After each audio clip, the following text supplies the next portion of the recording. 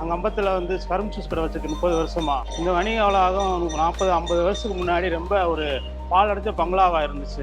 இன்னைக்கு சூழ்நிலை பார்த்தீங்கன்னா ஐயா நிப்போல் ஐயாவும் வனிதா நிப்போல் மேடம் சேர்ந்து இன்னைக்கு ஒரு முயற்சி எடுத்திருக்காங்க. இது வந்து இந்த இடத்துக்கு வந்து முக்கியமான ஒரு இடம் ஆகிப்போச்சு. இப்படி ஒரு 6 முச்சந்தி சந்திப்பான இடம் எங்கேயுமே கம்பத்தில் கிடைக்காது.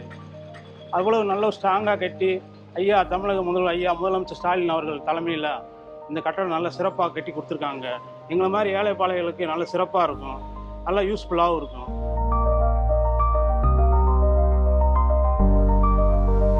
இதே இடத்துல கரும்பு ஜூஸ் கடை வச்சுருந்தோம், 10-30 வருஷமாக வச்சுருக்கோம், சிறப்பாக போய்கிட்டு இருக்கு.